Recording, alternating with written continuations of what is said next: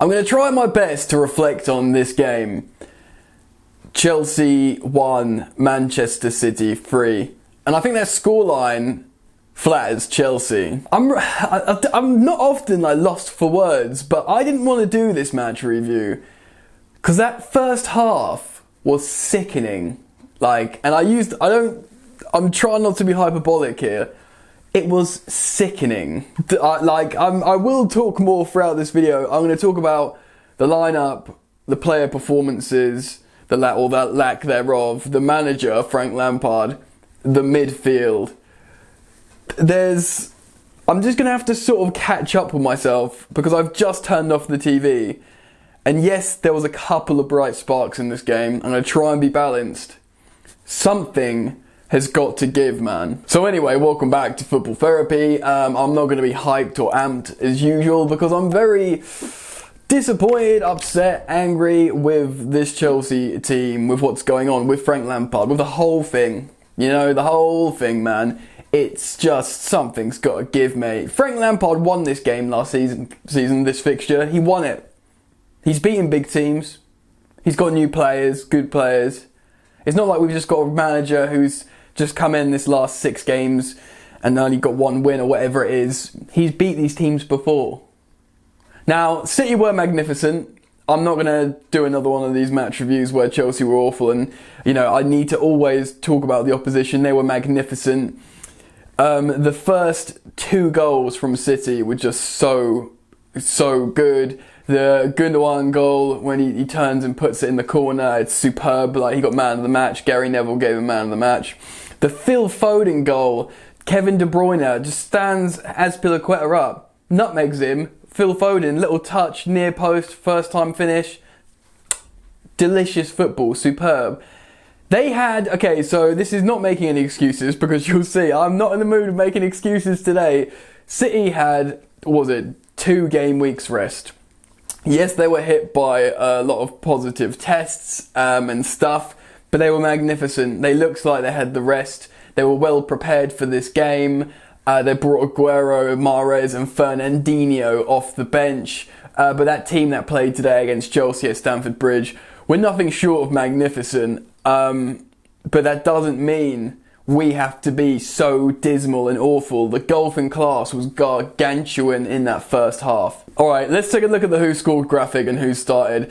This 4-3-3 Frank Lampard put out is what I wanted to see exactly. Considering Reece James has got a hamstring injury, the goalkeeper, the back 4, the midfield and the front 3 was literally perfect for me. Before the game kicked off, I mean. I wanted Kovacic over Havertz to try and control the midfield. He's had some great performances against Manchester City in that midfield. And we all, everyone in the Chelsea fan base, has been calling out for that front 3 with Werner playing as a striker. And it was just dismal. Now look, I'm going to talk about player performances, but again, this is deja vu. I think it might have been the same in the Arsenal game. The 2 brightest sparks for me were Pulisic, who started, and Hudson-Odoi, who came off the bench and of course scored a goal. And I said that, I think it was the Arsenal game, they were the only 2 good performers. I think you could say a little bit for Havertz here, who obviously got the assist and stuff, but we're going to get into that. That first half made me hate football. Like, it could have been more. They scored the 3 goals. The 3rd goal was Sterling on transition. You thought he was going to tuck that away, but they make it count. De Bruyne gets it on the rebound. They make it count. They're just high in confidence, high in energy. They're settled. Everything's just right, you know, at the moment for Manchester City. They've been more, and this is, you know, will be one of my criticisms of Frank Lampard. Pep Guardiola has seen what's happening in the Premier League. What's he done? He's gone into this campaign and he's been really defensively pragmatic, but he took his opportunity here to bang a few goals. We have to talk about Frank Lampard, and I'm going to wait a little bit and talk about the players first, but I will get into that. Roy Keane at half-time says Chelsea need a miracle to get back into this game, and he was right. I sort of laughed because I resonated with him. He was right. He was right. We needed a miracle. Like, you know, beyond a miracle, whatever that would be. The second half starts, and Chelsea... He doesn't make changes at half-time, Lampard. He waits a little bit. Chelsea look like they're going to concede again. They come back into the game a little bit. They probably played well, Chelsea, for a collective, I don't know, 8 to 12 minutes in this game. And that's just playing well. Not amazing, like, okay, good enough. The second half, we have little moments, but City sit back. They're like, you know what, we're 3 goals to the good. We're going to let you gas yourselves out and make a mistake because we're professionals and we've all won the Premier League a couple of times. Frank Lampard does eventually make changes. He brings on Billy Gilmour. N'Golo Kante has like a hamstring problem or something. And apart from, you know, his first pass being misplaced, he was okay. I'm going to go for player performances in a second. Callum Hudson-Odoi, and of course Kai Havertz. Anyway, the game gets seen out, we score a late consolation goal, and it's just not good enough, and I feel sick. So let's talk about player performances, and then we'll talk about Frank Lampard. In goal, Edu Mendy, I don't think I could really criticise him. I mean, the first 2 goals were pretty darn magnificent. I know he got done at his near post for the Foden goal, but it was, you know, so quick, nutmeg and then finish. Fair enough. And because of the third goal, it was such a poor show from Chelsea, that transitional moment. Whatever, he hasn't been inspirational lately, Mendy, but I don't think I could dig him out too much. Chilwell at left back, ponderous, floating up and down the pitch, not really doing anything, not forcing the issue, not probably getting back quick enough. Silva, not his inspirational self. I mean, you know, he was really poor in that first half, as was everyone. He didn't do any of his cross-field passes, it was just poor. Zuma was really worryingly bad for me. As Piliqueta, again, he is what he is. He was getting roasted for pace because he's in his 30s now. He got megged for one of the goals. He tries, he concentrates, and he can be great, but he wasn't great in this game. The midfield, I thought N'Golo Kante was awful. Like, you know, how many times do you say that? I'm starting to think more and more and more he is not suited to that role to just sit in front of the back four because he's inclined to run off and intercept. That's why he's always been in that midfield too. You know, we all thought he looked better, you know, at the CDM role. Maybe he is. Maybe I'm just reacting to what's just happened in front of me. But I thought he was awful in this game, and he's been bad recently. He got booked, and he also got subbed. Maybe a tight hamstring.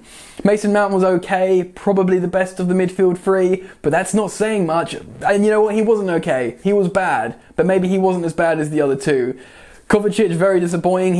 The game was just passing him by, up and down, passing him by. Timo Werner, you know, he's not going to be, when he's so low in confidence, he's not going to be the inspirational figure to turn the tide. You need everyone else to be the inspirational figure to bring him back into confidence. Ziyech was bad. He's just been brought back in, but he was bad. You know, and he's an amazing player. I thought he was going to be this difference maker to come in. Oh, how naive I was. And Pulisic was great. Pulisic was great throughout the game. He tried, he was the only dynamic option up front, he was the only one asking questions of Manchester City. He deserves massive applause, Christian Pulisic, because he's surrounded by dross in terms of performance, and he was just great. What else? Again, similarly, off the bench, Hudson-Odoi was great as well. He got the goal, he's dynamic, he's like, the pressure's off him, he just comes on, he performs, he deserves. I want to applaud Pulisic more because he started from the beginning and he was great throughout. And obviously Hudson-Odoi came off the bench. It's sometimes a bit easier when everyone's awful and the pressure's off and you can just express yourself. But he was really, really good. Hudson-Odoi. Havertz was also good off the bench. He got the assist for the goal. That's the 4th game running. He's been looking good off the bench, although he was worrying in possession sometimes. He's still, even though he's creative, he's intelligent as a footballer, he still looks like he gets bodied off the ball very, very easily. And of course, Billy Gilmour, apart from misplacing his first pass, I believe it was, he offered something different. You know, drive, just a bit of passion on the pitch. Do you know what I mean? And like that was sorely lacking from our midfield. So even if he wasn't like amazing, I feel like at least his attitude deserves a shout out. So that's my review of the players' performances, generally dismal. Let's talk about Frank Lampard. Now, I said earlier in the video, Frank Lampard won this fixture last season. He has beaten big teams, not this season, or maybe a couple, whatever the stat is. I don't know what's happening to this guy. Is he just having like a really sobering part of his managerial career? He looks out of his depth, of course. Is that me saying that he is out of his depth? Maybe. I don't know at this point, because he's beaten big teams. You know, he's shown so much promise. Like, you know, you listen to the pundits and people, and no one's talking about him being in big trouble in the crisis. But, like, you have to think he is. I love Frank Lampard. I'm his biggest fanboy. I want him to be a success. But this just looks like something's got to give, man. And it's really difficult for me because he started the exact lineup that I wanted. He's bought these excellent players that I wanted. He generally has designs to play attacking football, which I want. But it's not working. So change it. I said earlier in the video, Pep Guardiola's taken a dose of pragmatism this season. And I know it's very unfair to compare new coach Frank Lampard to Pep Guardiola, but his pragmatism's seen him into a good point in the season. As soon as Chelsea were, their form was turning, I said play a back three, play a back five, play a 3-5-2 with Giroud and Pulisic. They're both in form. Play Giroud as a big man, Pulisic as the guy who just plays off the striker, like Conte did in his second season at Chelsea. Lock it down. Play 3 centre-halves. Play Zuma, Thiago Silva and the sweeper, Azpilicueta, Reece James, Chilwell, and then 3 midfielders as well. Lock it down. Lock it down. Don't let these transitional horror shows happen. He wants to play his football. He's seen success in the 4-3-3. But this is poor, man. Pundits aren't talking about Lampard getting canned, but fans are, of not just, Chelsea, other football teams, content creators. Will he get sacked from this? I'd be very, very surprised. I mean, it's not that it wouldn't be the most mental shout ever, but I think because of the situation with the pandemic, no training, a congested schedule, it might be a little unfair reflection, ultimately, in terms of what he's given Chelsea since he was appointed. But something has got to give, man. I mean, damn. As soon as I saw our lineup in theirs, I was like, yes, please. And then as soon as I saw our performance in theirs, I'm so angry with the players. But it is the manager's responsibility to instill this dynamism, this positive play. Pep Guardiola is at difficult times at City, Klopp at Liverpool, respectively. I like what he wanted to do, but can he do it? Now, I'm not gonna say Lampard out, but something's got to change. Chelsea are a big club with big ambitions and big players now as well. I didn't expect us to necessarily win the league this season, but Chelsea need to do something. Anyway, I'm sure the board are having conversations now. I want this to work, but damn, that was poor. Anyway, football therapy session is now over. Please do drop a like, subscribe if you're new, daily content. Not always upset Yannick, but you might dig it, so consider subbing. Anyway, try and enjoy the football, and I'll see you later. You ain't so tough with that bad boy tuck. I'ma get it how I'm living, I'ma walk the walk. Outline my lines, I rap through thought. Body bag the verse, outlined in chalk. In my life seen trouble, hustle on the double. Silence on the trigger like my pick got a muzzle. Yo chick like to guzzle, bad boy stay in trouble. I only love this paper, sorry I don't. I laugh me baby.